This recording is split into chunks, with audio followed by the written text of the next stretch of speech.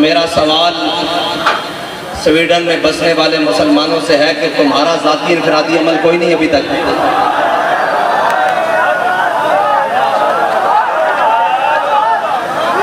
اگر تم کلمہ پڑھتے ہو تو تمہارا بھی ذاتی انفرادی عمل اس وقت بہت سارے ہو جانے چاہیے تھے۔ بس اس کا تو دوسرا حل ہے ہی کوئی نہیں اور دوسرا۔ اگر اس کا ذاتی ہے تو پھر تمہارا بھی تو ذاتی خالد بن الولید والا ہونا چاہیے، تمہارا ذاتی عمل بھی تو عمر بن خطاب والا ہونا چاہیے، تمہارا ذاتی عمل بھی تو جناب غازی علم الدین والا ہونا چاہیے، تمہارا ذاتی عمل بھی تو عامر عبد الرحمن چیمہ والا ہونا چاہیے، تمہارا ذاتی عمل بھی تو جناب ممتاز قادری والا ہونا چاہیے۔ بس اس کی دوسری کوئی رائے نہیں ہے کہ اس کے خلاف کیا بات کریں۔ اور ایک اعلان ہے، وہ اعلان یہ ہے کہ لبیک کے پاس حکومت نہیں ہے اور ہمارے پاس اقتدار بھی نہیں ہے۔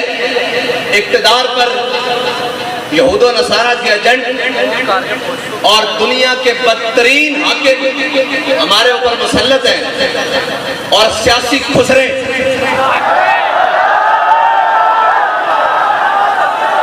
وہ ہمارے اوپر مسلط ہیں، اور جن کا نہ دین ہے نہ ایمان ہے، وہ صرف اور صرف اقتدار کی حوث میں اپنا سب کچھ بیچنے کے لیے تیار ہیں۔ انہوں نے پوری قوم کی عزت بھی بیچ ڈالی ہے۔ میرا اعلان پہلا تو یہ ہے کہ انشاءاللہ اتوار والے دن ظہر سے عصر تک پاکستان کی ہر بڑی شاہراہ پر لبیک والے بیٹھیں گے، اس لیے کہ ہمارے پاس اقتدار نہیں ہے۔ آپ نے گھر سے مسلح اور قرآن لے کر آنا ہے۔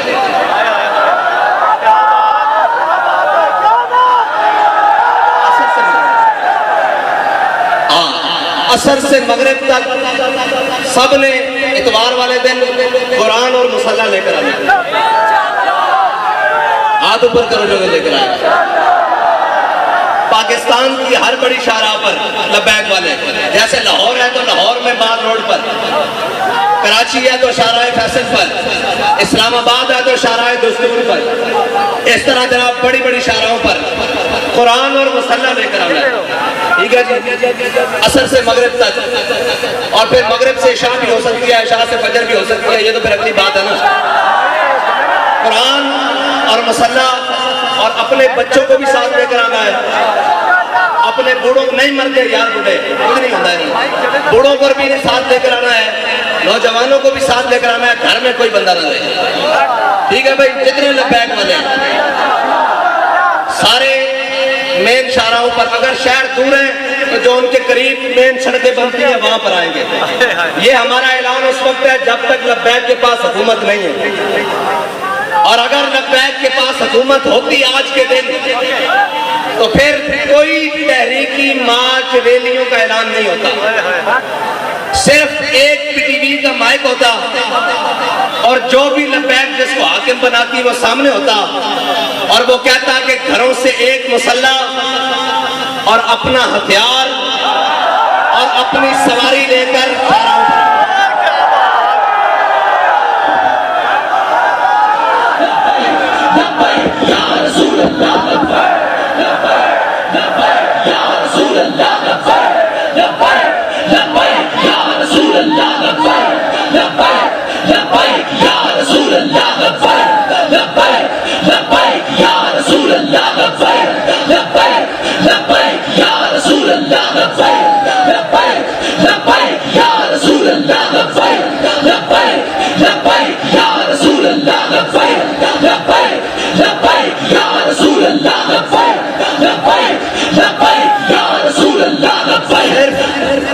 صرف یہ ہمارا اعلان ہوتا کہ اپنا ہتھیار، اپنا مسلح، اور سروں پر پگڑیاں تو ہم نے باندھی اسی لیے ہیں کہ وہ کفن کے لیے ہیں، ایسے بھی سفید سوٹ باندھتے ہیں، ایسے بھی شہید تو جس حالت میں بھی چلا جائے۔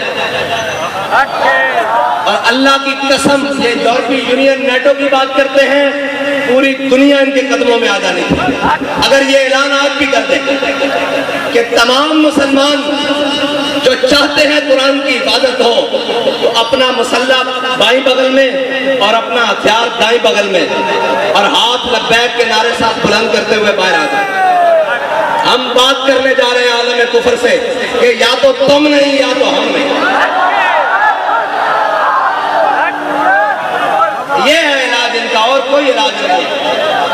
یہ قرآن بابا جی پہلے بھی کہہ گئے ہیں، یہ قرآن اس لیے جلاتے ہیں کہ تم ملعون ہو، تم حاکم پہ شرم ہو. ورنہ یار ایک اسرائیل، اتنا سا اسرائیل آج انہوں نے اس بات کو شامل کیا ہے کہ ٹھیک ہے جی مسلمانوں کا بھی احتجاج، لیکن ہم اس کو اس لیے نہیں چلنے دیں گے کہ جناب اس میں تورات اور یہودیوں کی تورات اور انجیل ہے جی، یہ ساری اس کا بھی جلانے کا انہوں نے اعلان کیا ہے. لہذا ہم سے بات اسرائیل کے سفیر نے کی ہے، ہم آئندہ کے بعد اس کی اجازت نہیں دیں گے. اس کو غیر قانونی قرار دینے لگے ہیں. ڈوب کے مر جانا چاہیے پوری امت مسلمہ کو، پوری امت کو ڈوب کے مر جانا چاہیے، اس لیے کہ ان کا ایک سفیر کے چند لفظ وہ کام کر گئے جو پوری 1.5 ارب مسلمان نہیں کر سکتے. اقبال کہتا ہے حفظ قرآن عظیم آئین درست. اقبال کہتا ہے قرآن کی حفاظت یہ تیرا پہلا آئین ہے، اسلام کا آئین ہے. حفظ قرآن عظیم آئین درست یہ تیرا پہلا آئین ہے. اور حرف حق را فاش گفتن کہتا ہے جب بھی حق کی بات آ جائے سرے بازار کرنا یہ تیرا دین ہے، نہ تو آئین ہے. اب پوچھتے ہیں لبیک والوں کا آئین کیا ہے؟ آج کے بعد آپ کو ہمارا آئین پتہ لگ گیا ہے. اگر لبیک کے بعد پاس حکومت آئی اور اگر کسی نے ایسی حرکت کی تو ہمارا علاج ایک ہی ہوگا.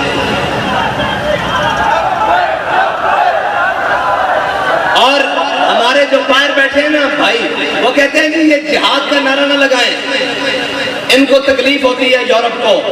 میں کہتا ہوں دب کے لاؤ تاکہ انہوں نے پیڑ پوری ہو گئی.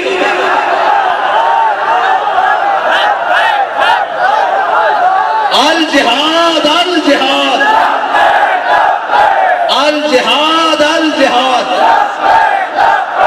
الجہاد الجہاد. اور نہیں کوئی ایسی دنیا افلاک کے نیچے، نہیں کوئی ایسی، اقبال کہتا ہے نا نہیں کوئی ایسی دنیا افلاک کے نیچے بیمار کا ہاتھ آئے تخت جموں کا. اقبال کہتا ہے دنیا میں کوئی ایسی جگہ رہ نہیں گئی کہ مسلمان کہیں ہم وہاں عزت سے حکومت کر رہے ہیں. اقبال کہتا ہے اس کا ایک ہی طریقہ ہے کہ جہاد کے لیے محمد عربی کی تلوار اٹھا لو. نہیں کوئی ایسی دنیا افلاک کے نیچے بیمار کا ہاتھ آئے تخت جموں کا. اور آگے اقبال کہتا ہے کہ دل کی آزادی شہنشاہی شکم سامان موت. اوپر سے لے کے نیچے تک شکم کے لیے بیٹھے ہوئے. دل کی آزادی ہے ہی نہیں. اگر ہوتی تو پھر قرآن کی آزادی، قرآن کے حرمت کے لیے بات ہوتی، قرآن کے تحفظ کے لیے بات ہوتی. ایک سے ایک پڑھ کے لائن آیا، کہتے ہیں جی یہ جناب ایسے آئیں گے، یہ وہ آئیں گے. پاکستان کو ایسا کوئی بھی نہیں ملے گا. جب تم نے قرآن کو چھوڑ دیا، حضور کی ناموس کو چھوڑ دیا، ہمیں کوئی پرواہ نہیں، تم سارے سمیت کر تمہارا سب کچھ چل جائے، زمین و آسمان آفات و بلیات سب چل جائے، ہمیں اس سے پرواہ نہیں. جب تمہارے دل میں قرآن کی عظمت نہیں تو تم بھی چل جاؤ، تمہارا گھر بھی چل جائے، تمہارے اسباب بھی چل جائے، ہماری آنکھ میں بھی بل نہیں آئے گا. اس لیے ہمیں کوئی تکلیف نہیں. ہمیں اگر تکلیف ہے تو قرآن کے جلنے کی ہے، اس لیے کہ وہ تکلیف اس ہاں اگر تمہیں قرآن کے جلنے کی تکلیف ہوتی تو پھر جو ہاتھ تمہارے جانب آتا ہے اس ہاتھ کو ہم توڑتے. جو آنکھ تمہاری جانب اٹھتی اس آنکھ کو ہم پھوڑتے. لیکن اب تو ہم دعا کرتے ہیں اللہ تمہیں اور غرق کرے، اور غرق کرے، اور غرق کرے، اور غرق کرے. ان تمام اسباب کو بھی آگ لگا دے جو تم نے صرف اسلام کے لیے رکھے ہوئے، اسلام کی حفاظت کے لیے نہیں رکھے. اور میں تو یہ کہتا ہوں کہ یہ سب ہم سب بھی مر جائیں اور ہم سب بھی غرق ہو جائیں اللہ کی کسی عذاب میں.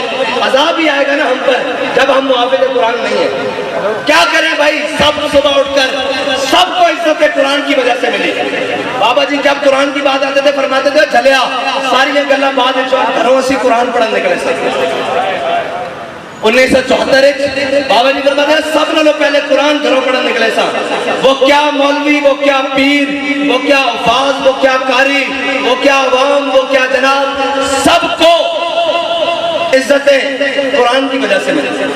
किसी का बच्चा कुरान की वजह से ठीक हुआ जनाब, किसी को शिफा कुरान की वजह से मिली, किसी को हिदायत कुरान की वजह से मिली, किसी को ईमान कुरान की वजह से मिला, किसी को इस्लाम कुरान की वजह से मिला।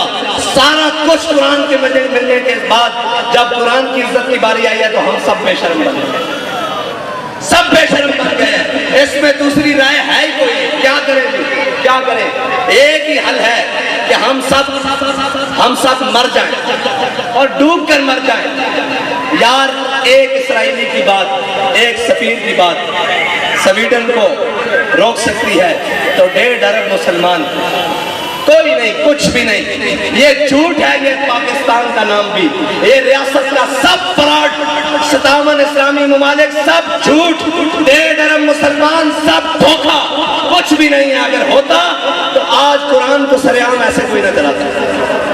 और यार बारसा की चीजें कहीं इस तरह लावारिस करके जलाना, ये बात नहीं है। बस हमारी बात इतनी है, हाँ आपने आना है और हम क्या कर सकते हैं? कुछ भी नहीं कर सकते।